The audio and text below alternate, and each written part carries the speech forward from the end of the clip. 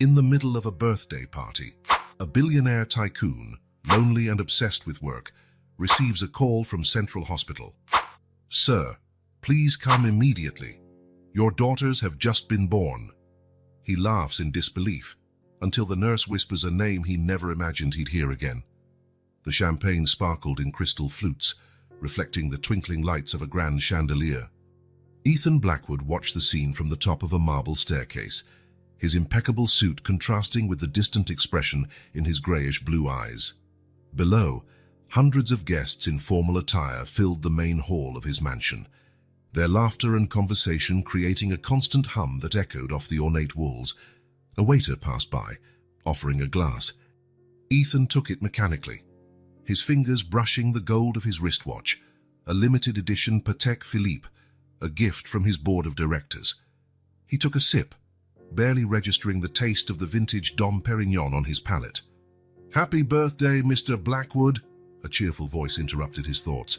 It was Sarah, his personal assistant, glowing in a red dress. "The guests are asking when you'll give your speech." Ethan nodded, his gaze sweeping over the hall. Politicians, celebrities, industry titans, all gathered to celebrate his 45th birthday. Everyone was there, except for someone who genuinely cared. Descending the stairs, Ethan navigated the crowd with the practiced grace of a man used to being the center of attention. Firm handshakes, polite smiles, empty words of congratulations, a social dance he knew by heart. "Ethan, my boy," boomed Senator Johnson, his protruding belly pressing against a silk waistcoat. "That last deal you made in Asia, brilliant. You must be swimming in money now, huh?" Ethan forced a smile. "Just another day at the office, Senator." Slipping away from the conversation, he found himself in front of a wall of windows overlooking the illuminated gardens. His reflection stared back at him, gray at the temples, lines around his eyes, the face of a man who had everything and nothing at the same time. A tap on his elbow brought him back to the present. It was Claire, the current it girl, his companion for the evening, arranged by his PR team. "Ethan, darling," she purred, "shall we dance?" He turned, noticing the envious glances from other men. Claire was stunning, no doubt, but her green eyes lacked depth. Her laughter never quite reached her ears. "Sure," he answered, guiding her to the dance floor. As they moved to the orchestra's music, Ethan couldn't help noticing the couples around them. Intertwined hands, mutual gazes, genuine smiles, real connections that seemed beyond his reach. The music ended, and Ethan excused himself, heading to the bar. The bartender already had his favorite whiskey ready, a Macallan 25-year. Ethan picked it up, catching his own reflection again in the mirror behind the bar. For a moment, he saw beyond the successful tycoon facade. He saw the boy who dreamed of changing the world, the young man who swore he'd never become like his father, cold, distant, obsessed with work. At what point had he turned into the very thing he feared most? The clinking of a spoon against a champagne flute cut through the air. It was time for his speech. Ethan walked to the center of the hall, every eye on him. He cleared his throat, straightened his tie. The words flowed automatically. A well-rehearsed speech about success, gratitude, and a vision for the future. "And it is with great pride that I announce the expansion of Blackwood Industries into..." His voice echoed across the hall, but his eyes wandered, smiling faces, impressed expressions. Yet none who truly knew him, none who cared for the man beyond the empire. Wrapping up his speech, Ethan raised his glass. "To another year of accomplishments." The crowd applauded, glasses clinked. Ethan drank, the whiskey burning his throat. For a brief moment, he closed his eyes and allowed himself to feel it all. Emptiness, loneliness, the longing for something more. When he opened them, his smile was back in place. The party continued around him, a symphony of laughter, music, and shallow conversation. Ethan Blackwood, the billionaire tycoon, stood at the center of it all. But he had never felt so alone. As he prepared for another round of socializing, his phone vibrated in his pocket. Ethan ignored it. After all, what news could be important enough to interrupt the birthday party of the man who had everything? Little did he know that missed call was about to change his life forever. The phone vibrated again, more insistent this time. Irritated by the interruption, Ethan frowned. Who dared call him repeatedly on his birthday? He excused himself from a group of investors and moved to a quieter corner of the hall. "Ethan Blackwood," he answered, his tone cold and professional. "Mr. Blackwood." The voice on the other end sounded urgent, feminine. "This is Nurse Melissa from Central Hospital. You need to come immediately. Your daughters have just been born." The world seemed to freeze. Ethan blinked, convinced he had misheard. "I'm sorry, what?" he asked, a nervous laugh escaping his lips. "I think there's a mistake. I don't have daughters." "Sir," the nurse insisted, her voice now gentler, "there's no mistake. Twins. They were born 20 minutes ago. The mother, she didn't survive the delivery." Ethan felt his legs give way. He leaned against the nearest wall, his heart pounding in his chest. "That's impossible. Who's the mother?" There was a pause on the other end. Then, almost in a whisper, "Olivia." The name hit Ethan like a punch to the stomach. Images flickered through his mind. A bar in Tokyo, mesmerizing green eyes, laughter beneath silk sheets. "Olivia," he repeated, his voice barely a murmur. The bustling party around him seemed to vanish. Ethan was back in that moment, 9 months ago.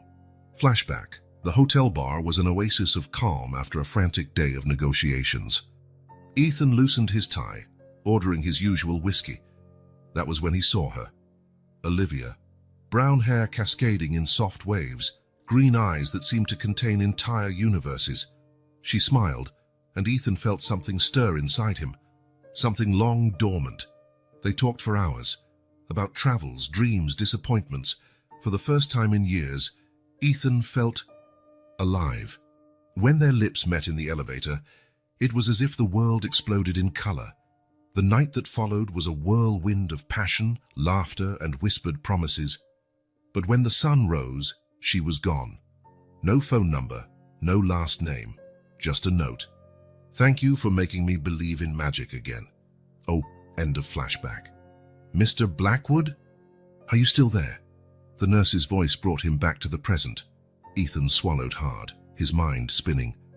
"Yes, I'll be there as soon as possible." He hung up, feeling dizzy.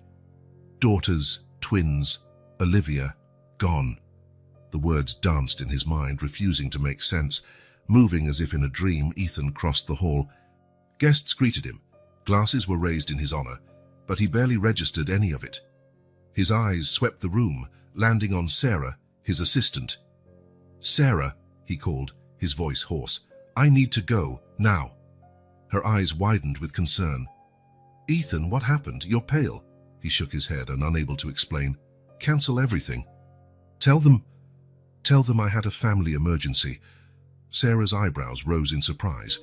Ethan never mentioned family. "Sure, but..." He was already walking away, ignoring the confused glances and whispers spreading through the party. In the foyer near the entrance, Ethan grabbed his coat with trembling hands. Another flashback hit him. Flashback Olivia, wrapped in sheets, her eyes shining in the dim light of the room. "What's your biggest fear, Ethan?" she asked, tracing patterns on his chest. He hesitated, then answered with surprising honesty, "Becoming like my father. Cold, distant, putting work above everything and everyone." She looked at him deeply, as if peering into his soul. "I think you have more heart than you realize, Ethan Blackwood." End of flashback. Ethan blinked, returning to reality. His driver was already waiting outside the mansion, alerted by Sarah. As the car sped through city streets, Ethan struggled to organize his thoughts. How could Olivia have hidden the pregnancy? Why had she never reached out? And now she was gone. The weight of responsibility settled on him. Daughters. He had daughters. 2 babies who, in mere minutes, had lost their mother and gained a father who didn't even know they existed. Fear mixed with an emotion he couldn't name. Regret, anticipation, or maybe hope. The lights of Central Hospital appeared ahead. Ethan took a deep breath, trying to prepare himself for what lay ahead. But how could anyone prepare for a moment like this? Exiting the car, he gazed at the imposing building. Somewhere inside, 2 lives newly brought into the world were waiting for him. 2 little girls carrying his blood, his name, his legacy. With hesitant steps, Ethan entered the hospital. The antiseptic smell and fluorescent lights hit him, so different from the luxurious setting he'd just left behind. Here, the rules were different. Here, money and status meant little in the face of life's miracles and fragility. At the reception desk, he identified himself, his voice trembling slightly. The receptionist looked at him with a mix of recognition and compassion. "5th floor, Mr. Blackwood, maternity wing." In the elevator, Ethan stared at his reflection in the metal doors. The man staring back looked like a stranger, wide-eyed, disheveled hair, crooked tie. Where was the powerful CEO now?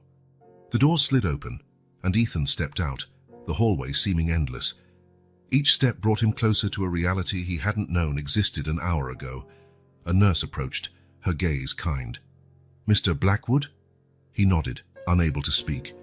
"Please come with me," she said gently. Following her, Ethan's heart pounded. The world around him felt unreal, like he might wake at any moment to find it was just a bizarre dream. The nurse stopped in front of a large window. On the other side lay a room with several incubators. Ethan moved closer, his eyes scanning the tiny cribs until there they were, 2 little figures, side by side, so tiny, so fragile, so perfect. "Your daughters, Mr. Blackwood," the nurse said softly. Ethan placed his hand on the glass as though he could reach through it. A tidal wave of emotion crashed over him, something he had never felt before. It was as if his heart expanded, filling spaces he never knew were empty. "Olivia," he whispered, thinking of the woman who gave her life to bring these 2 children into the world. "I'm so sorry. I'll take care of them, I promise." In that moment, watching his newborn daughters, Ethan Blackwood knew his life would never be the same. The emptiness he'd felt at his birthday party now seemed like a distant memory. A new chapter was about to begin. A chapter of challenges, fears, and he hoped unconditional love. Ethan remained motionless in front of the maternity window, his eyes fixed on the 2 tiny figures on the other side. The world around him seemed to slow down, hospital sounds fading to a distant buzz. "Mr. Blackwood." The gentle voice of the nurse brought him back to reality. "The doctor would like to speak with you." He nodded mechanically, unable to tear his gaze from the twins.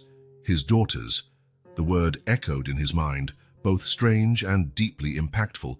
Dr. Reeves, a middle-aged man with compassionate eyes, awaited him in a small office. Ethan sat down, his legs suddenly weak. "Mr. Blackwood, first of all, congratulations," the doctor began, his tone gentle yet serious. "Your daughters were born healthy, though a bit premature. They'll need to stay in the NICU for a few weeks, but the prognosis is excellent." Ethan nodded, trying to process the information. "And Olivia?" he asked, voice barely above a whisper. Dr. Reeves lowered his gaze. "I'm sorry, Mr. Blackwood. We did everything we could, but there were complications during delivery. Miss Thompson did not survive." The news hit Ethan like a blow. Olivia, dead. The woman he barely knew yet, who had changed his life in one night, was gone forever. How did that happen?" Ethan asked, his voice trembling. The doctor explained about postpartum hemorrhage and other complications, but the words barely registered. Instead, flashes of the night they spent together filled Ethan's thoughts. Flashback. Olivia throwing her head back, laughing at something he'd said. The sparkle in her eyes when she talked about her dreams of traveling the world. The softness of her skin beneath his fingertips. End of flashback. "Mr. Blackwood," Dr. Reeves's voice pulled him back. "There are a few matters we need to discuss." Ethan straightened in his chair, trying to regain composure. "Yes, of course. The girls will need special care in the coming weeks. And there's the matter of birth certificates, documentation." Reality began to sink in. He wasn't just a father now. He was a single father of premature twins. I don't know anything about babies," Ethan admitted, panic creeping into his voice. Dr. Reeves offered a reassuring smile. "No new parent does, Mr. Blackwood, but we have an excellent team here to guide you." "And about the paperwork?" Ethan nodded, his mind whirling. Documents, records, proof of paternity. The press would have a field day. "I'll do whatever is necessary," he said firmly, surprising himself with the conviction in his voice.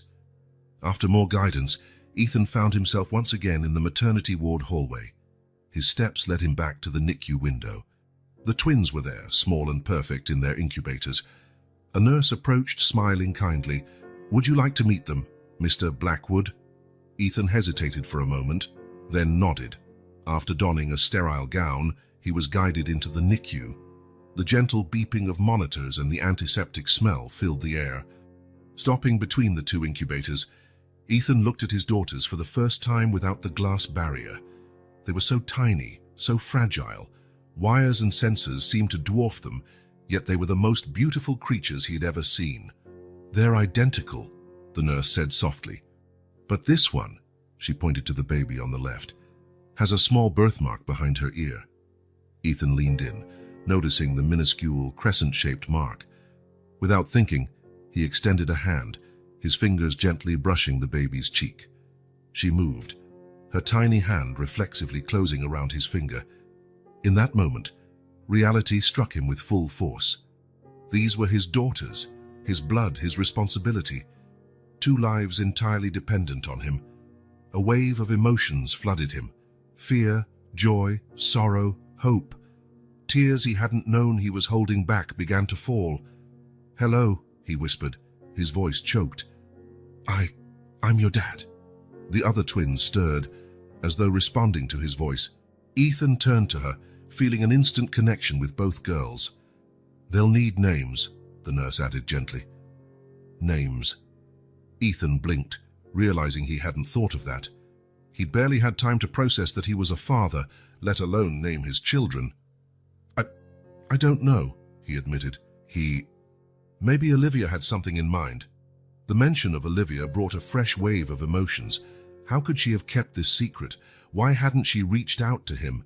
And now she was gone, leaving him with 1,000 unanswered questions and 2 lives to raise. As he watched the twins, Ethan found himself grappling with questions he never imagined. What kind of father would he be? How would he balance his professional life with fatherhood? And most importantly, how would he raise these girls without their mother? The fear of responsibility clashed with a growing sense of protection and love. These tiny, innocent, vulnerable creatures depended on him now. The idea was terrifying and, at the same time, strangely freeing. "Mr. Blackwood," the nurse interrupted his thoughts, "we need to run some routine tests. Why don't you get some rest? You can come back to see them in a few hours." Reluctantly, Ethan nodded. He didn't want to leave them, but he knew he needed time to process everything. Leaving the NICU, he was back in the hospital corridor. The world outside kept turning, oblivious to the upheaval in his life. His phone buzzed, dozens of missed messages and calls, his old life beckoning. But as he walked toward the exit, Ethan knew nothing would be the same. In a matter of hours, he'd become a father, lost a woman who might have been the love of his life, and faced the greatest challenge he'd ever known. The questions spun in his mind. How had Olivia kept the pregnancy secret? Why hadn't she ever contacted him? What did the future hold for him and his daughters? Yet amid the doubts and fears, one certainty formed in Ethan Blackwood's heart. He would do everything in his power to be the father these girls deserved. The man Olivia, in their brief encounter, had glimpsed he could be. As he left the hospital, Ethan knew he was leaving behind not just the place where his daughters were born, but also the man he used to be. A new chapter was beginning, filled with challenges, mysteries, and, he hoped, unconditional love. Ethan sank into the leather seat of his car, physically and emotionally drained. As the driver navigated the nighttime streets, his mind drifted back to that night 9 months ago. Flashback. The Mandarin Oriental in Tokyo was an oasis of luxury and tranquility. Ethan straightened his tie as he stepped out of the conference room after a long day of negotiations. His head throbbed with figures, contracts, and promises of global expansion. He briefly considered ordering room service, but something, perhaps boredom, perhaps loneliness, drew him to the hotel bar instead. The atmosphere was sophisticated, lit by soft lights dancing on dark wood and polished metal surfaces. That's when he saw her. She was sitting alone at the bar, a navy blue dress hugging her figure. Her long, elegant fingers played absently with the rim of a red wine glass. There was something about her, a mysterious aura, that immediately captured Ethan's attention. Without a second thought, he approached her. "Is this seat taken?" Ethan asked, indicating the empty stool beside her. She looked up, and Ethan felt as though he'd been struck by lightning. They were the greenest, most intense eyes he had ever seen, framed by long lashes and an arched brow raised in curiosity. "Depends," she replied, a slight smile tugging at her lips. "Are you interesting enough to occupy it?" Ethan laughed, surprised and intrigued by her bold response.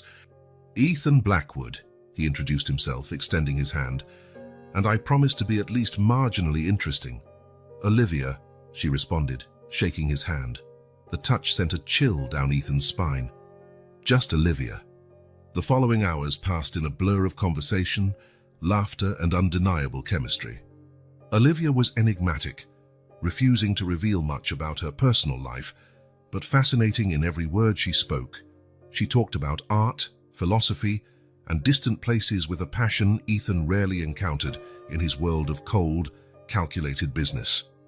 "What's your greatest dream, Ethan Blackwood?" Olivia asked at some point, her green eyes piercing his as though she could see his soul. Ethan hesitated.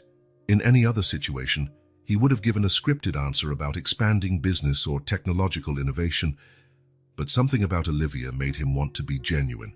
"Honestly, I'm not sure anymore," he admitted. "I've spent so long chasing success that I've forgotten to define what I really want." Olivia smiled, a smile that seemed to hold 1,000 secrets. Sometimes we have to lose ourselves to truly find ourselves. The tension between them was palpable, electric. When Olivia suggested they go up to her room, there was no hesitation. The elevator doors had barely shut before they were in each other's arms. The kiss was intense, passionate, as though both were trying to quench a thirst they didn't know they had. In the room, clothes were discarded in urgency. Ethan found himself exploring every inch of Olivia's body, memorizing every curve, every sound she made. It was more than physical desire. It was a connection he had never experienced. Later, tangled in rumpled sheets, Olivia lazily traced patterns on Ethan's chest. "You know," she murmured, "I think there's more to you than just a business tycoon, Ethan Blackwood." He pulled her closer, feeling the warmth of her body against his. "And there's more to you than you're willing to reveal, Olivia No Last Name." She laughed, a musical and mysterious sound. "Maybe it's better this way. Keep the mystery." They talked until dawn, sharing stories, dreams, and fears. Ethan felt more alive, more himself than he had in years. When they finally fell asleep, the first rays of sunlight were already peeking through the curtains. Ethan woke a few hours later, feeling refreshed despite the little sleep, but the other side of the bed was cold and empty. "Olivia," he called, sitting up. No answer. Rising, Ethan walked around the room. There was no sign of her or her belongings. It was as if the night before had been just a vivid dream. That's when he noticed a folded piece of paper on the bedside table. Heart pounding, he opened it. "Ethan, thank you for a night I'll never forget. You made me believe in magic again. Remember, sometimes we have to lose ourselves to truly find ourselves." "Hosea." Ethan reread the note several times, a mix of emotions flooding him. Disappointment that she'd left, gratitude for the night they shared, and a strange sense that something fundamental had changed inside him. End of flashback. Back in the present, Ethan found himself staring out at the city through the car window. The weeks that followed that night had been a whirlwind of emotions and desperate actions. He'd combed the hotel for any information about Olivia, but she seemed to have vanished into thin air. No checkout record, no security camera capturing her departure. Ethan hired private investigators, used his business contacts, but Olivia remained a ghost. A woman with no last name, no past, no future, just one magical night etched into his memory. Over time, the frantic search gave way to reluctant acceptance. Perhaps Olivia was right. Maybe the mystery was part of the magic. But now, 9 months later, everything had changed. Olivia wasn't just a bittersweet memory of a night of passion. She was the mother of his daughters. A woman who carried 2 lives for 9 months, faced delivery alone, and left this world, leaving behind a legacy Ethan could scarcely comprehend. The car pulled up in front of Ethan's mansion. Climbing out, he gazed at the imposing structure that had always been his refuge and symbol of success. Now it felt strangely empty and inadequate. As he walked inside, Ethan wondered how a single night, a single encounter, could so profoundly alter the course of an entire life. Olivia had entered his world like a comet, brilliant and fleeting, leaving behind a trail of light and 2 tiny lives that now depended entirely on him. Her words echoed in his mind. Sometimes we have to lose ourselves to truly find ourselves. Ethan Blackwood, the business magnate who always had a plan, now found himself completely lost. And maybe, he thought as he opened his front door, that was exactly where he needed to be in order to finally find himself. Morning came far too quickly for Ethan. He had barely closed his eyes, his mind a maelstrom of thoughts and emotions. The piercing sound of the phone yanked him from a restless sleep. "Mr. Blackwood," Sarah's tense voice came through. "The lawyers and PR team are waiting in the conference room. The press, well, they're going crazy." Ethan sighed, running a hand over his tired face. "I'll be there in 20 minutes. Dressing mechanically, he wondered how his life had flipped upside down in less than 24 hours. A father of twins. The word still sounded foreign in his mind. The conference room was packed when he arrived. Familiar faces stared at him with a mix of concern and curiosity. Michael, his chief counsel, spoke first. "Ethan, we need to discuss the legal implications of this situation." Situation? As though his daughters were merely a business problem to be solved. "Are the children yours?" asked Rebecca, the PR director, cutting right to the point. Ethan hesitated for a moment. "Yes," he finally answered. "There's no doubt." A murmur rippled through the room. Michael cleared his throat. "Then we must consider paternity tests, custody agreements." "Custody?" Ethan interrupted, frowning. "The mother has passed away. Whose custody would it be otherwise?" "There's always the possibility of maternal relatives stepping forward," Michael explained patiently. "We have to prepare for all eventualities," Rebecca chimed in. "The most urgent matter is how we'll handle the press. Billionaire tycoon discovers. He's the father of twins is a headline that's already circulating. We need an official statement." Ethan felt a surge of annoyance. A statement? "My daughters were just born, and they lost their mother." "They're not a PR opportunity." "Ethan," Sarah said gently, "I understand this is personal, but it does have implications for the company. The shareholders are nervous. We need a plan." "A plan?" Ethan almost laughed. How could he plan for something that had completely upended his world? What if, one of the board members began hesitantly, "What if we considered other options? Adoption, maybe. Your life isn't exactly set up for single parenthood."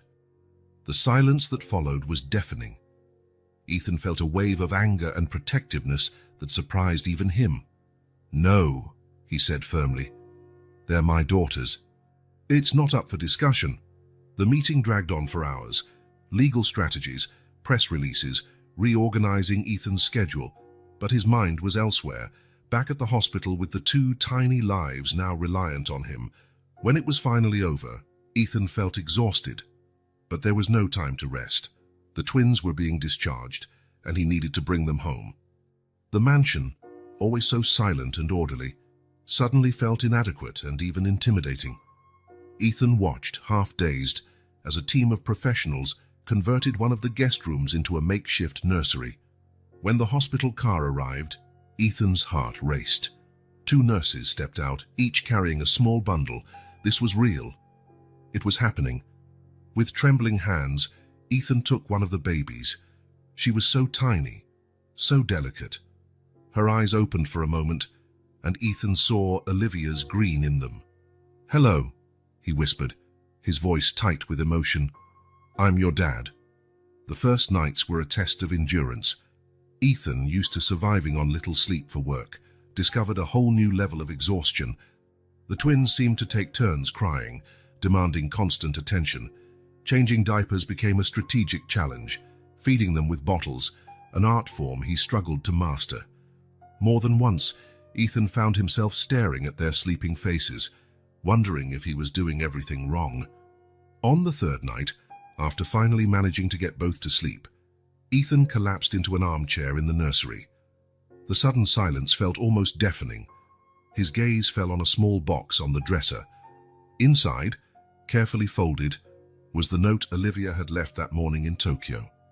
Ethan picked it up, rereading the words that now seemed to bear new meaning. "Sometimes we have to lose ourselves to truly find ourselves." A soft laugh escaped his lips. Lost. Yes, he certainly felt lost. Lost in a sea of responsibilities he never knew he'd have, in emotions he didn't know he possessed. As he looked at the two cribs, something in his chest warmed. Perhaps in this moment of total disorientation, he was closer to finding himself than ever before. His phone buzzed. More messages from the PR team, more interview requests, more crises to manage. Ethan stared at the device for a long moment, then powered it off. At that instant, he made a decision. The outside world, with all its expectations and judgments, could wait. Here, in this room, were the two people who now mattered more than anything. Ethan stood, moving to the cribs. Gently, he touched each baby's cheek. "I promise," he whispered. "I'll do my best. I don't know exactly how to be a father, but I'll learn. For you, for Olivia." The next hours blurred in a cycle of bottles, diapers, and off-key lullabies.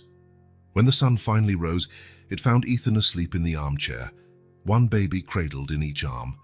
Sarah found him there a few hours later when she came to check why he wasn't answering calls.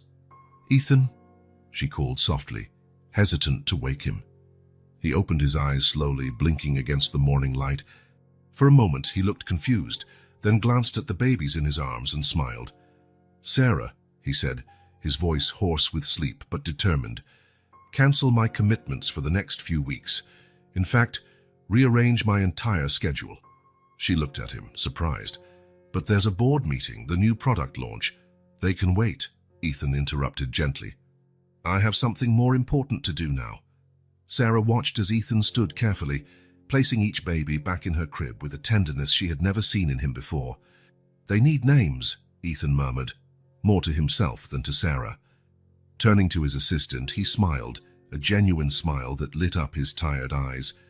"Sarah, help me find the best nannies, pediatricians, and anything else babies might need, and schedule a press conference for next week." "A press conference?" Sarah asked, surprised. Ethan nodded, his gaze returning to the cribs. "Yes. It's time the world meets the newest members of the Blackwood family." In that moment, watching Ethan with his daughters, Sarah understood. The powerful CEO, the ruthless businessman, was gone. In his place stood a father, learning to navigate a new world of love and responsibility. And for the first time in years, Ethan Blackwood looked truly at peace. Ethan's office, once a sanctuary of business and strategy, now resembled the command center of a complex investigation. Maps, photos, and documents covered the walls, transforming the elegant space into something out of a detective's hideout. At the center of it all was Ethan, tired eyes fixed on a photo of Olivia, the only one he had, discreetly captured by a Tokyo hotel security camera. Beside him, Jack Reeves, a former FBI agent turned private investigator, flipped through a thick file. "Mr. Blackwood," Jack began in his smoky voice. "We have a few leads, but Olivia Thompson might as well be a ghost." Ethan sighed, running a hand through his disheveled hair. "Tell me what we've got." Jack opened a map on the table. "After Tokyo, we traced credit card movements to Bali, then Australia. The trail goes cold for a few weeks, then reappears in Buenos Aires." "That doesn't make sense," Ethan muttered. "Why all the moving around?" "There's more," Jack continued. "In each location, she used a different name. Olivia Thompson, Sophie Grant, Emma Clark. The list goes on." A pang hit Ethan's chest. Who was this woman who had captured his heart that night in Tokyo? "We need to visit these places," Ethan decided, his voice firm. "Maybe we'll find someone who knew her, who can give us more information." Jack nodded, though his face showed skepticism. "We already have a team on the ground, but your presence might open doors normally closed. In the weeks that followed, Ethan embarked on a frantic journey around the globe. In Bali, he walked the beaches where Olivia had been, showing her photo to street vendors and hotel staff. "Oh yes," exclaimed an old coconut seller, the young woman with green eyes. She'd spent hours sitting here, staring at the sea. She looked like she was carrying the weight of the world on her shoulders. In a Sydney cafe, a waitress remembered her. Sophie? Of course.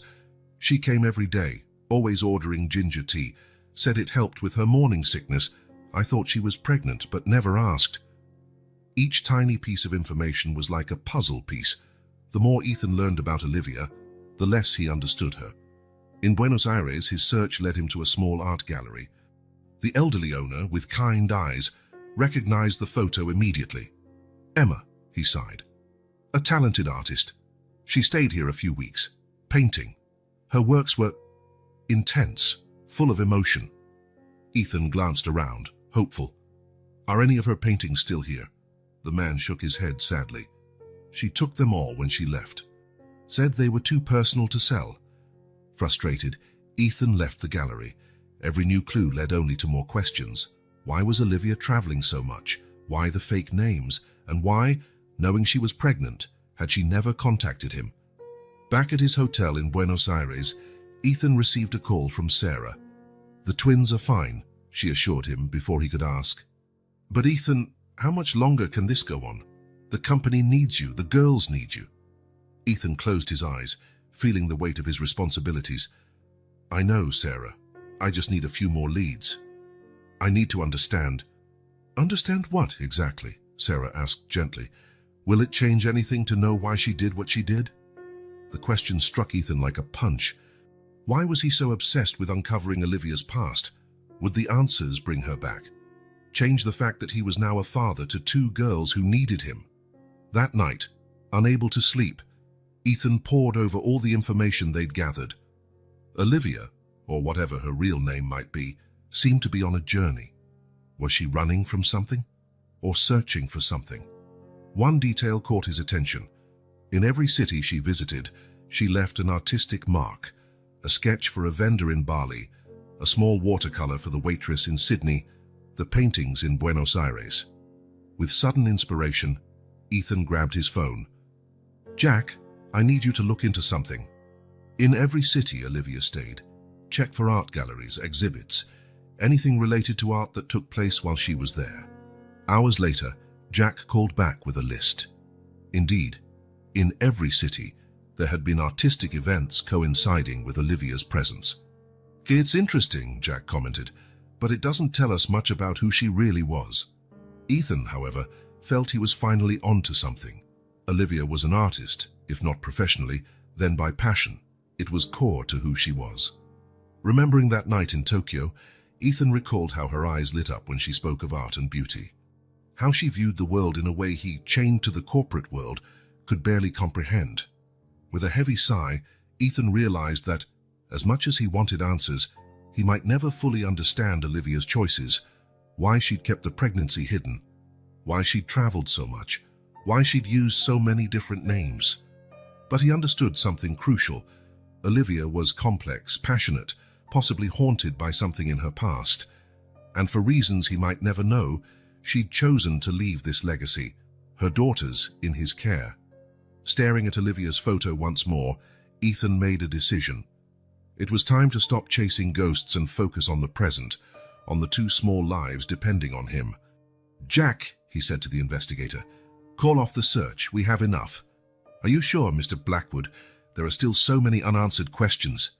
Ethan nodded, feeling a weight lift from his shoulders. "Yes, I'm sure. Some questions may never be answered. And maybe that's how it should be." That night, on his flight home, Ethan reflected on everything he had uncovered. Olivia remained a mystery in many ways, but he felt he knew her a little better now. She was a free spirit, an artist, a woman who saw beauty where others did not. And for a brief moment, she had shared that vision with him. Now it was his responsibility to pass that legacy on, to teach his daughters to see the world through an artist's eyes, to seek beauty and meaning in unexpected places. As the plane touched down, Ethan felt an anticipation he hadn't felt in weeks. He was going home to his daughters, to the new life awaiting him. Olivia's mystery would remain partially unsolved. But Ethan realized that might be the beauty of it all. Like a work of art, not everything needed to be explained to be appreciated and cherished. With that thought, he left the airport, eager to hold his daughters and begin the next chapter of his life, a chapter brimming with possibilities, challenges, and above all, love. The Mandarin Oriental in Tokyo rose majestically against the night sky, its illuminated windows like a beacon in the city's landscape. Ethan Blackwood pushed through the revolving doors, feeling a strange blend of nostalgia and apprehension. 9 months had passed since that fateful night, but the memory remained vivid, almost tangible. The lobby looked nearly identical. The same polished marble, the same elaborate floral arrangements. Ethan could almost see his past self crossing that space, exhausted after a long day of deals, unaware how his life was about to change. "Welcome back, Mr. Blackwood," the manager greeted him warmly. "Your suite is ready." Ethan nodded distractedly, his eyes scanning the room for what exactly? A glimpse of Olivia, some sign he might have missed. "The bar," Ethan began, hesitant. "Does it still have the same bartender as 9 months ago?" The manager seemed surprised but nodded. "Yes, Hiro-san is still with us. He's on duty tonight if you'd like to speak with him." A few hours later, Ethan found himself on the same bar stool where it all began. Hiro, a middle-aged man with sharp eyes, observed him curiously while preparing his drink. "Do you remember me?" Ethan asked, showing him a photo of Olivia. "I was here 9 months ago, with this woman." Hiro studied the picture for a moment, a flicker of recognition crossing his face. "Ah, yes, hard to forget. You two had, how do I say, electric chemistry." Ethan felt his heart race. "Do you recall anything else about her? Any detail?" The bartender frowned, thinking, "She arrived before you, looked worried, made several calls, speaking in a language I didn't recognize, not English or Japanese." This was new information. Olivia, agitated and speaking an unknown tongue. The mystery deepened. In the following days, Ethan scoured Tokyo like a man possessed. He visited every place he and Olivia had mentioned that night. A small cafe where she claimed to have tasted the best matcha of her life, an art gallery she'd wanted to see. At each location, Ethan showed Olivia's photo, hoping someone would remember her. But the city kept its secrets, and Olivia remained an enigma. One afternoon, seated on a park bench, watching cherry blossoms bloom, Ethan allowed himself to relive the memories of that night. Olivia's laughter, the soft touch of her hand, how her eyes sparkled when she spoke of her passions. That was when the realization hit him full force. That night hadn't just changed his life because of the twins. It had awakened something deep within him, stirring feelings and desires long buried. For the first time in years, Ethan confronted his own demons: obsession with work, fear of intimacy, constant need for control. Olivia, in mere hours, had shattered all his carefully built defenses. "What did you do to me, Olivia?" he murmured to the breeze, feeling a mix of gratitude and pain. Back at the hotel, Ethan was preparing for another night without answers when his phone rang. It was Jack, the investigator. "Mr. Blackwood, we found something. A lead on Olivia's whereabouts in the months before the birth." Ethan's heart leapt. "What? Where?" "A small coastal town in the south of France, Saint-Paul-de-Vence.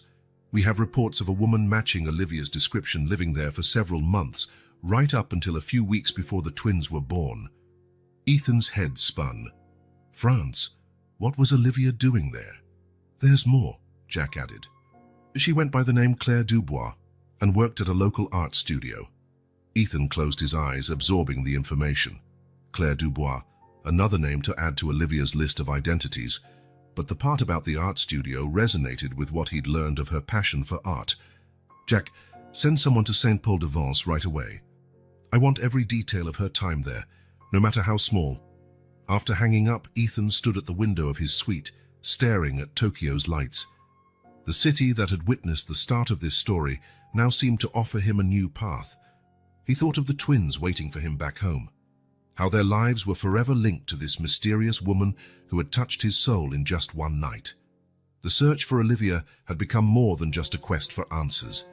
It was a journey of self-discovery, a confrontation with his past, and a bridge to his future.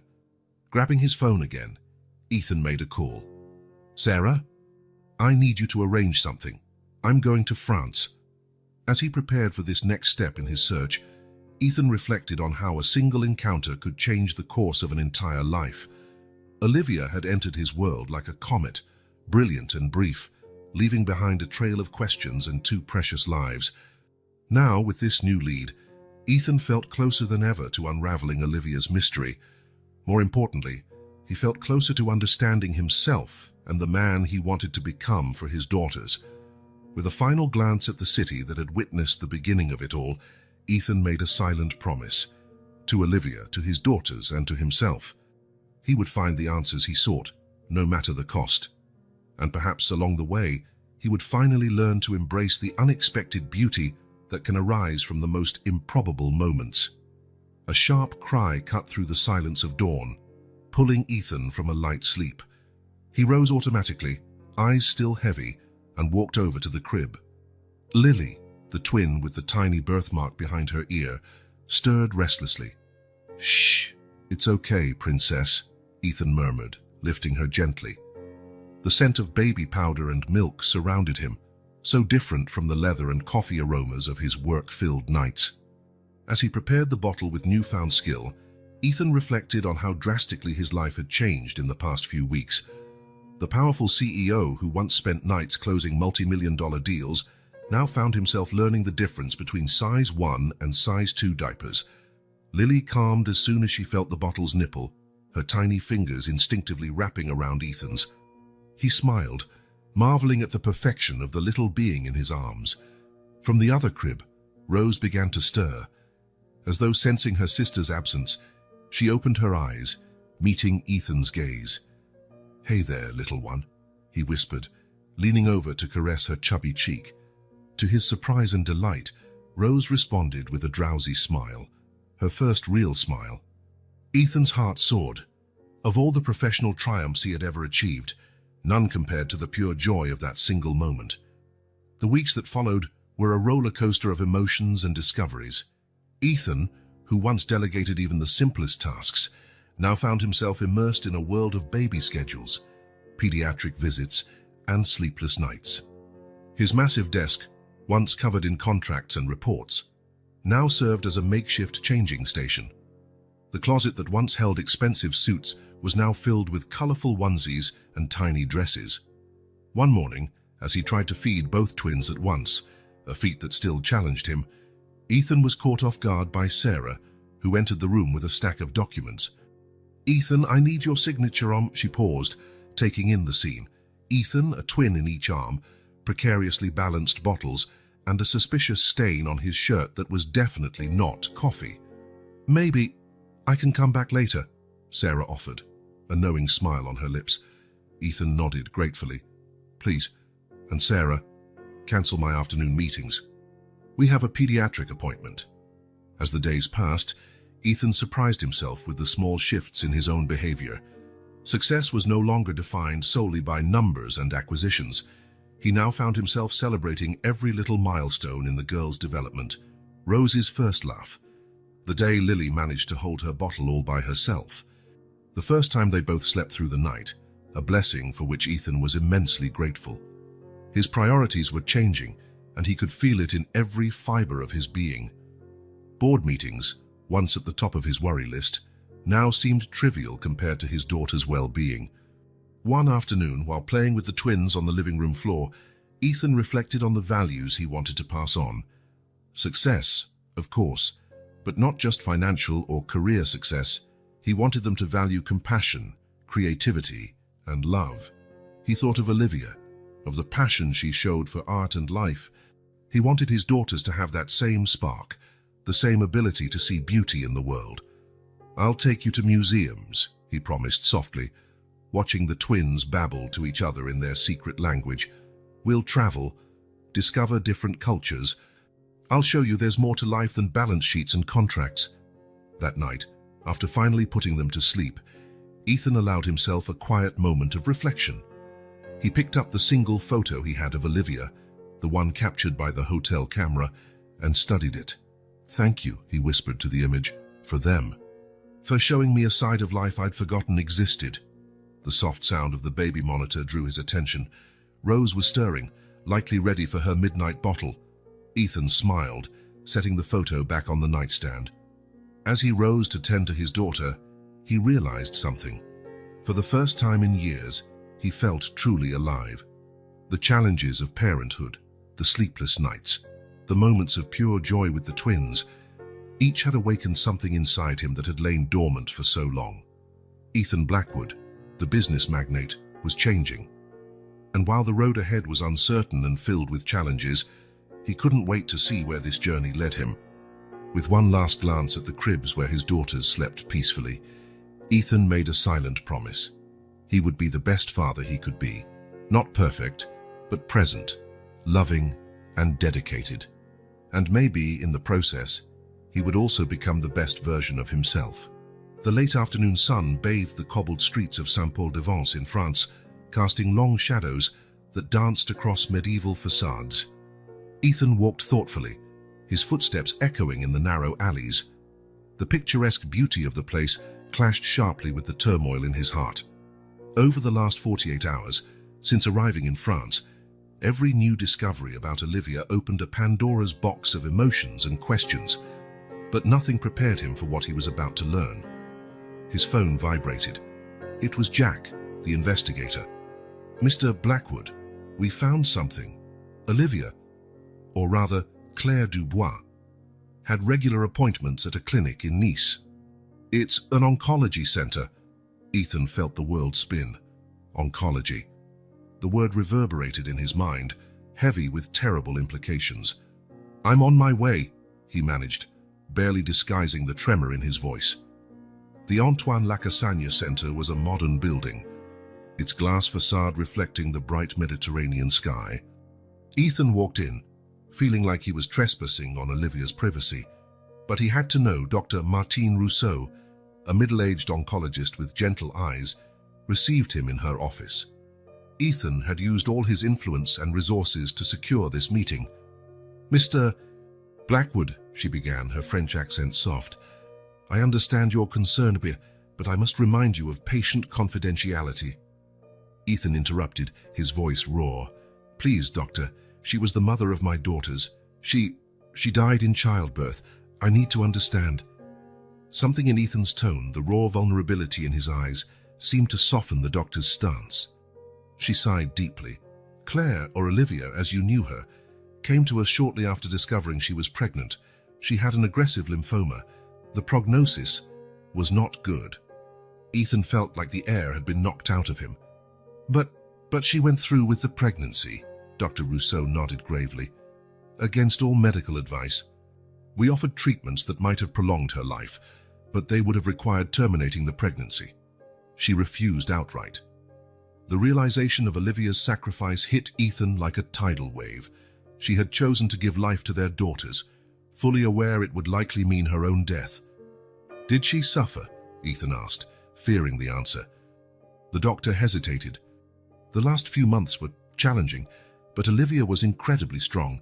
She underwent experimental treatments, anything to stay healthy enough to carry the pregnancy as far as possible." Ethan closed his eyes, imagining Olivia enduring all of that alone. Why hadn't she reached out? Why carry this burden by herself, as if reading his thoughts? "Doctor," Rousseau continued, "she spoke of you, not by name, but she mentioned the father of the children, said he was a good man who would give the girls the life she couldn't." Tears Ethan hadn't realized he was holding fell freely. "I would have been by her side. I would have done anything." The doctor placed a comforting hand on his shoulder. "She knew that. But Olivia, she was extraordinary. She said she didn't want you to see her like that she wanted you to remember her as she was that night in Tokyo." After the meeting, Ethan wandered aimlessly through the streets of Nice, his mind a whirlwind of emotion. Eventually, he found himself on a deserted beach, the waves a gentle contrast to the storm in his heart. He pulled out his phone, looking at the photo of his twins set as his wallpaper, Lily and Rose, so small, so precious. Olivia's final gift. With trembling fingers, he dialed Sarah's number. "Ethan, is everything okay?" His assistant's worried voice came through. "Sarah," he began, his voice rough, "I need you to do something for me. Find the best lymphoma specialist in the world. I want to make a substantial donation to research and reach out to organizations that support single mothers with cancer. I want to help." There was a pause on the other end. When Sarah spoke again, her voice was thick with emotion. "Consider it done, Ethan, and the girls miss you. They ask for you." Ethan smiled through his tears. "Tell them Daddy's coming home. I have stories to tell them about their mother." That night, in his hotel room, Ethan allowed himself to truly cry for the first time since it all began. He wept for Olivia, her courage, her sacrifice. He wept for his daughters, who would never know the extraordinary woman who brought them into this world. And he wept for himself, for the lost time, the unasked questions, and choices unmade. But amid the pain, a determination took root. Olivia had given everything for their daughters. Now it was his turn to honor that sacrifice. Pulling out a sheet of paper, Ethan began to write. Not a contract or a business memo, but a letter to Lily and Rose, telling the story of their mother, a brave woman who found beauty in the world, who loved deeply, and who made the most selfless choice anyone could make. As the words flowed, Ethan felt a shift inside. The man who arrived in France searching for answers was not the same man now preparing to go home. He had been transformed by the truth, by Olivia's sacrifice, by her unconditional love. Gazing out the window at the distant lights of Nice, Ethan made a silent promise. He would live a life worthy of Olivia's sacrifice. He would raise their daughters with love, compassion, and an appreciation for the world's beauty. And above all, he would ensure Olivia's legacy, her love, her courage, her art, lived on through Lily and Rose. With a deep sigh, Ethan closed his eyes, feeling more at peace than he had in a long time. Tomorrow he would return home to his daughters, ready to embrace his role as father and keeper of Olivia's memory. The future was uncertain, but one thing was clear. Olivia's love, brief as it was, had changed everything, and Ethan was determined to honor that love every day for the rest of his life. The sun had barely risen when Ethan arrived at Central Hospital. The maternity corridor, once a place of anxiety and shock for him, now felt filled with palpable sadness. A nurse led him to a small back room where Olivia's belongings had been stored. "Here you are, Mr. Blackwood," she said softly, handing him a cardboard box. Everything she had with her. Ethan nodded in thanks, his throat too tight to speak. He sat in a nearby chair, the box heavy on his lap as though it contained far more than just a few personal items. With trembling hands, he began to sift through the contents. A neatly folded dress, a pair of well-worn flats, a small makeup bag. Each item felt like a story, a fragment of Olivia's life he barely knew. At the bottom of the box, his fingers touched something leather. Pulling it out, Ethan realized it was a journal, the pages slightly warped, as if they'd been wet and dried multiple times. He hesitated. Reading Olivia's journal felt like an invasion of privacy. But she was gone, and this might be the only way to understand her choices, to truly know the mother of his daughters.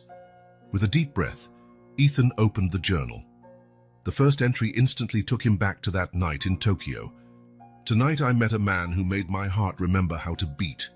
Ethan Blackwood. Never thought a single night could hold so much magic, so much promise. For a moment I forgot it all. My past, my fears, my loneliness. For the first time in years, I let myself dream of a future." Ethan felt tears welling in his eyes. He turned the page, hungry for more. The next entry, dated just a week later, made his heart sink. "The universe has a cruel sense of humor. I had barely started to dream again, and now, lymphoma. Terminal. Doctors say maybe months, a year with aggressive treatment.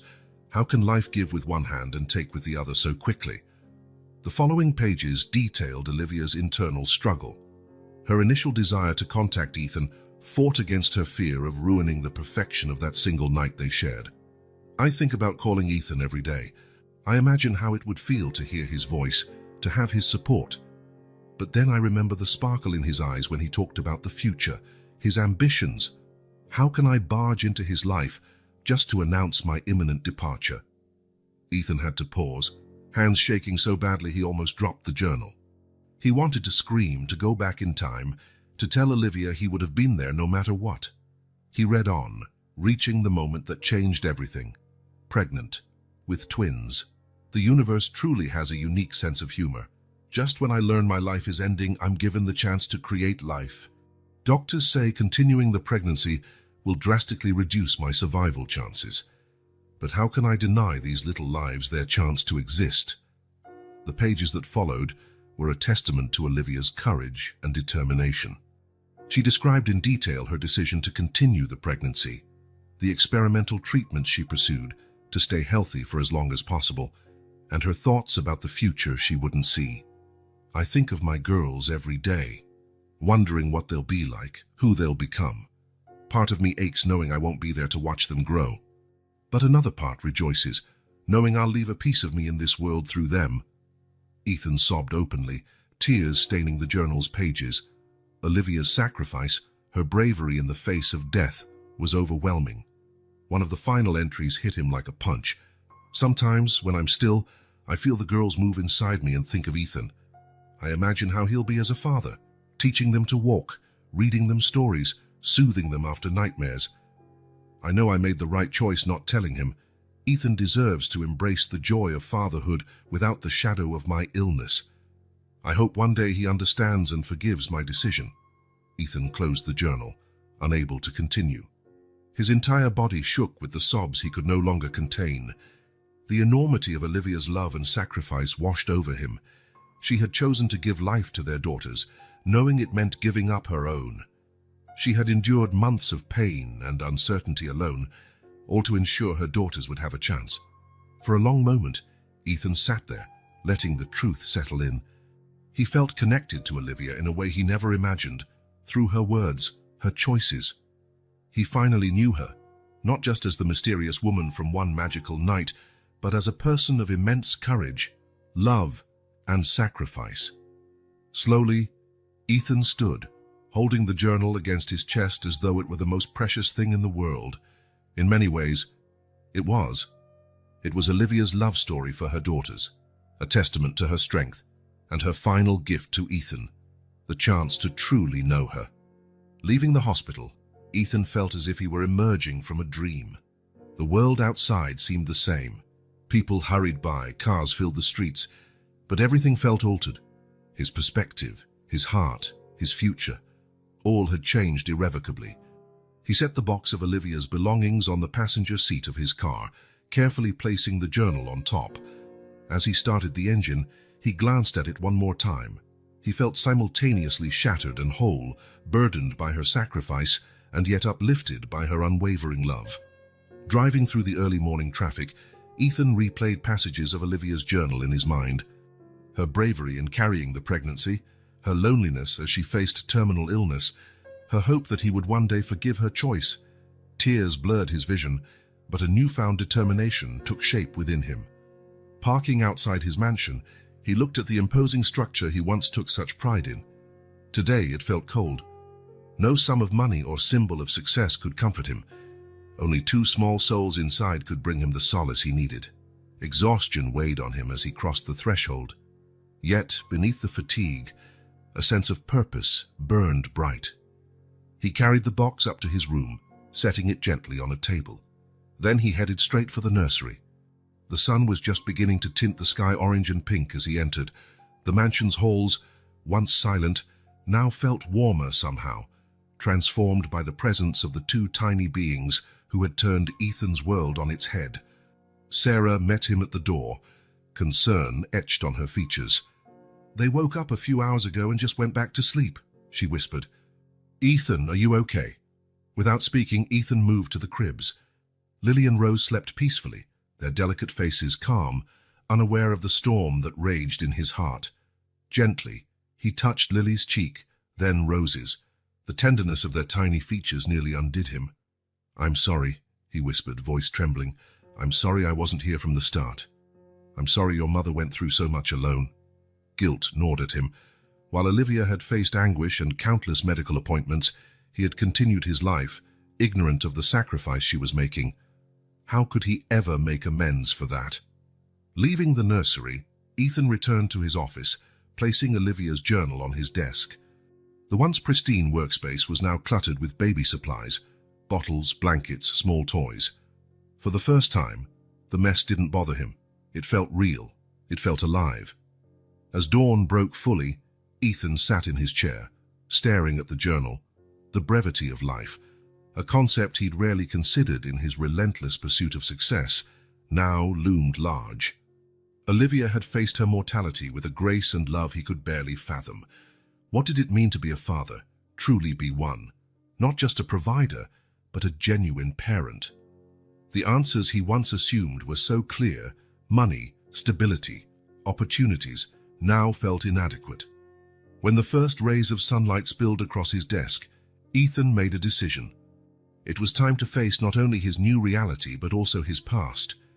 A few hours later, he found himself in the living room of his parents' house, Olivia's journal resting on his lap. His mother, Eleanor, and father, Robert, watched him with concern. "Ethan, dear," Eleanor began, "you startled us, showing up unannounced like this." "I have something to tell you," Ethan interrupted, his voice rough with emotion.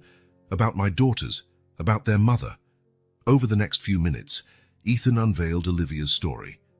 The encounter in Tokyo, the unexpected pregnancy, her terminal illness. He read excerpts from the journal, her courage, her love, her decision to protect him from her suffering. When he finished, silence weighed on the room. Eleanor's eyes brimmed with tears.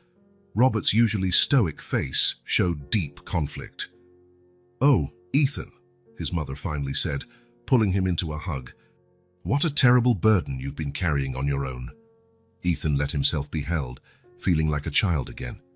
"I should have been there for her," he murmured. "She shouldn't have faced it alone." Robert, always the stern figure, surprised them both when he spoke, his voice thick with emotion. "Son, you can't change the past, but you can honor this courageous woman by being the best father possible to your girls." His father's words struck deep. That was the truth. He couldn't rewrite what had happened, but he could ensure Olivia's sacrifice wasn't in vain. "I want you to meet your granddaughters," Ethan said quietly. "I want them to grow up knowing about their mother and her bravery." Eleanor squeezed his hand. "We'd love that, dear. We're here for you, whatever you need." In that moment, Ethan felt a shift within. The crushing guilt still lingered, but it began to give way to renewed resolve. He would honor Olivia's memory not just through words, but in every choice he made. In the days that followed, Ethan embarked on a journey of personal transformation. He reassessed his priorities, reevaluated his relationships, and for the first time in years, allowed himself to be truly vulnerable. One sunny afternoon, he took Lily and Rose to a nearby park. Sitting on a bench watching other families at play, Ethan had an epiphany. Life wasn't about amassing wealth or power. It was about connection, love, and leaving a positive legacy. Inspired by Olivia's love for art, Ethan began to see the world through new eyes. He spent hours describing colors and shapes to the twins, imagining how Olivia might have done the same. He started visiting art galleries, hoping to understand the passion that once lit up Olivia's eyes. Back at work, Ethan shocked everyone by announcing a major change. The company would fund a substantial program for researching treatments for terminal illnesses and supporting families in need. It was his way of honoring Olivia, ensuring others didn't have to face her struggles alone. Late at night, after the twins were asleep, Ethan often found himself paging through Olivia's journal. Each word reminded him of her unwavering love for their daughters and the fierce determination with which she fought to give them life. Each reading brought him closer to her and strengthened his resolve. A month after discovering Olivia's journal, Ethan held a small ceremony in his garden. Close friends, family, and even a few of the doctors who had helped care for Olivia gathered. There, beneath a clear summer sky, Ethan shared her story, celebrating her life and the legacy she left behind. Olivia taught us about unconditional love and about courage in the face of the impossible, Ethan said, his voice quivering with emotion. Through Lily and Rose, her spirit lives on, and through our actions, we can honor the sacrifice she made. At the end of the ceremony, Ethan planted 2 saplings in the garden, one for Lily and one for Rose. Beside them, a simple plaque bore Olivia's words, "Sometimes we have to lose ourselves to truly find ourselves." As guests began to leave, Ethan lingered, watching the sun dip below the horizon. He knew the path ahead wouldn't be easy. Being a single father, mourning a woman he never truly got to know, juggling business responsibilities, all would continue to challenge him. But for the first time in what felt like forever, Ethan felt genuinely alive. He had been lost, yes, but in losing himself, he was finding something far more meaningful. With Lily and Rose by his side, carrying Olivia's spirit, he felt ready to face whatever came next. With a final glance at the newly planted trees, Ethan whispered, "Thank you, Olivia, for everything." Then he turned and headed back to the house, where his daughters awaited him, ready to embrace the new reality and the new man he was becoming. The sound of childish laughter filled the once quiet halls of the Blackwood mansion, a stark contrast to the silence that once reigned there. Ethan, seated on the floor of his former formal office, now a bright play area, smiled as Lily and Rose, nearly a year old, explored their rainbow of toys. "Mr. Blackwood," Sarah's voice interrupted his thoughts, "your video conference with the board starts in 5 minutes." Ethan nodded, standing carefully so as not to topple the block tower he and the girls had built. "Thank you, Sarah. Please ask Marta to watch over them." Making his way to his new office, a smaller room on the ground floor, strategically near the twins' room, Ethan reflected on the radical changes in his life over the last few months. Blackwood Industries, once single-mindedly dedicated to profit and expansion, now had a greater purpose. Ethan had shocked the corporate world by announcing the creation of the Olivia Foundation, dedicated to cutting-edge lymphoma research and comprehensive support for families affected by terminal illnesses. "Ladies and gentlemen," Ethan began the meeting, his voice calm yet resolute, "the quarterly reports show that our new focus is not only ethically right, but financially sound. The Olivia Foundation has raised more funds than projected, and our single-parent support program is receiving international acclaim." The skeptical looks that used to dominate his board's faces had been replaced by a renewed respect. Ethan Blackwood, once a ruthless shark in the business world, had become a visionary leader balancing profit with purpose. After the meeting, Ethan conferred with Dr. Elena Ramirez, a renowned oncologist he'd hired to spearhead the foundation's research efforts. "Ethan, the preliminary results are promising," Dr. Ramirez explained, eyes alight with excitement. "The experimental treatment we are developing shows a 30% higher response rate than current protocols." A wave of emotions swept over Ethan.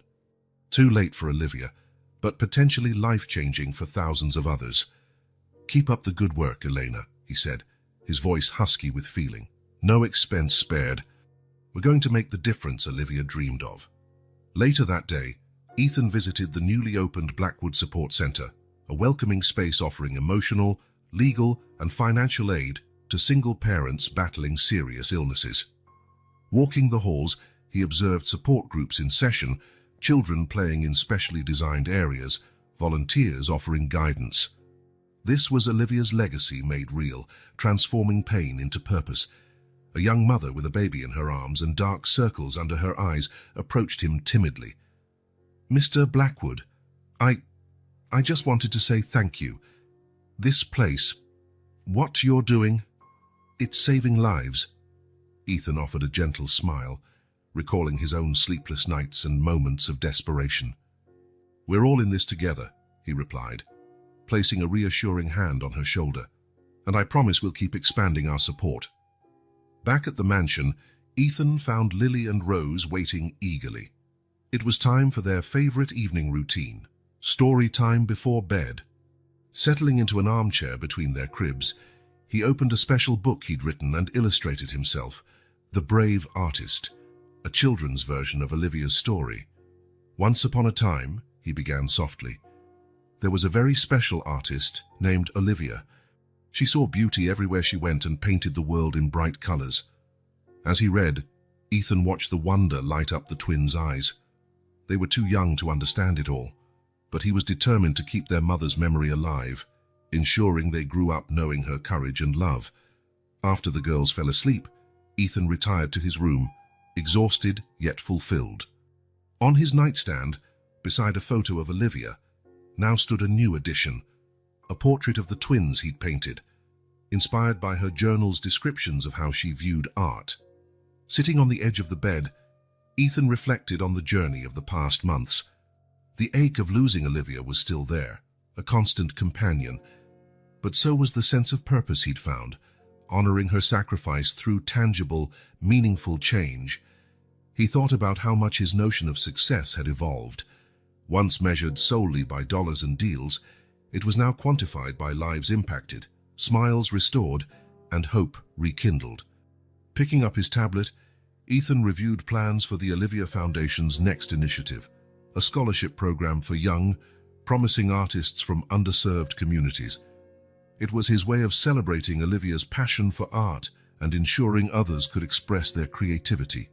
As he fine-tuned the program details, he caught himself smiling. He could almost feel Olivia's presence, her excitement at this project that blended art and social impact. In the early hours of the morning, he wasn't working anymore. Instead, he was in a small art studio he'd set up, brush in hand, creating a new painting. Still unfinished, it depicted two little girls walking hand in hand toward a radiant horizon.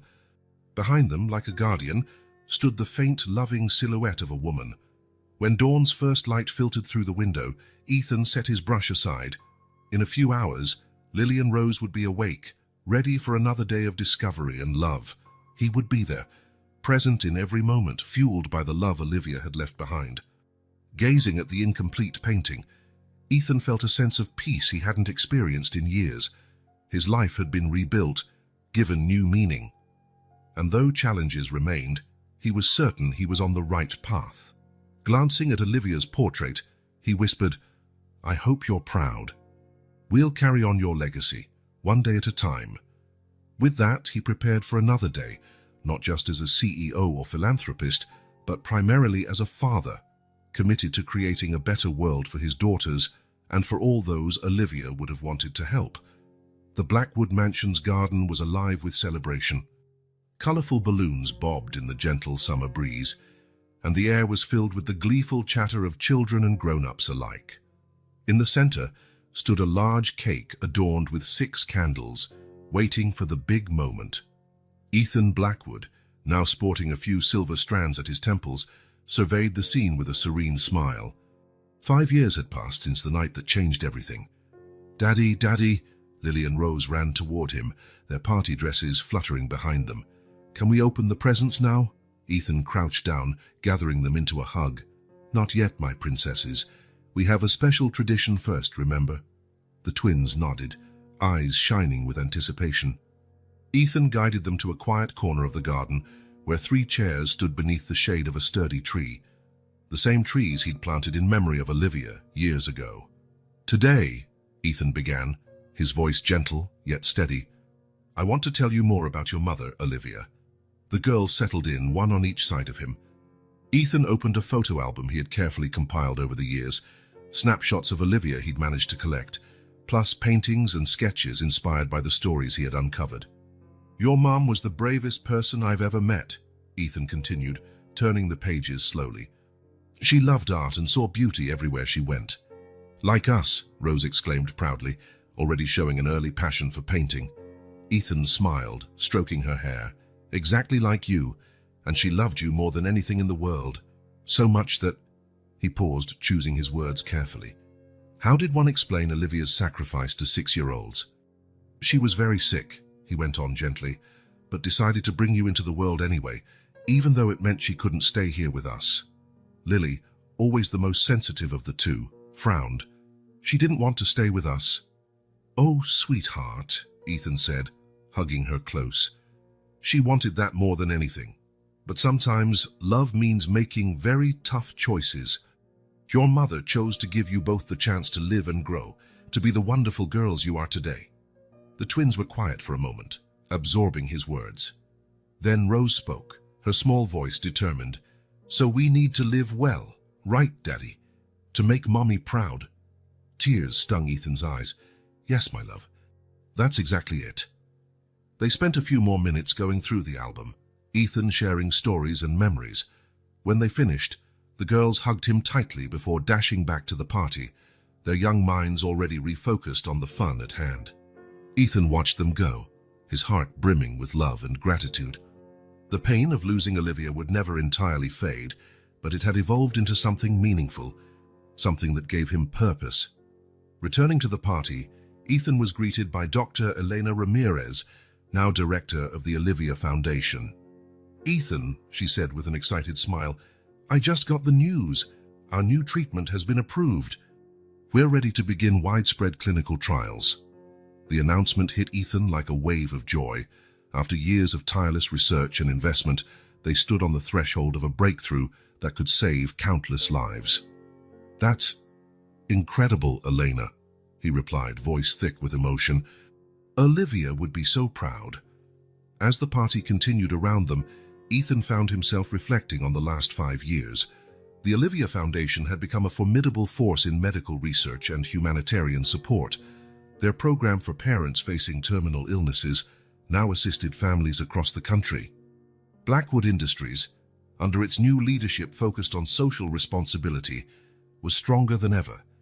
Ethan had proven that success in business could be balanced with a higher purpose. But his greatest triumph stood right in front of him in the form of Lily and Rose. They were the center of his universe, his reason to strive for more compassion and understanding. Each day with them was a new adventure, a constant reminder of Olivia's love and sacrifice. Balancing everything wasn't always easy. There were nights when Ethan felt overwhelmed, torn between the demands of his career, philanthropy, and fatherhood. But in those moments, he remembered Olivia's words, "Love is the most powerful force there is. It guides us, sustains us, and gives us the courage to face the impossible." As the sun began to sink, bathing the garden in a golden glow, it was time to light the candles.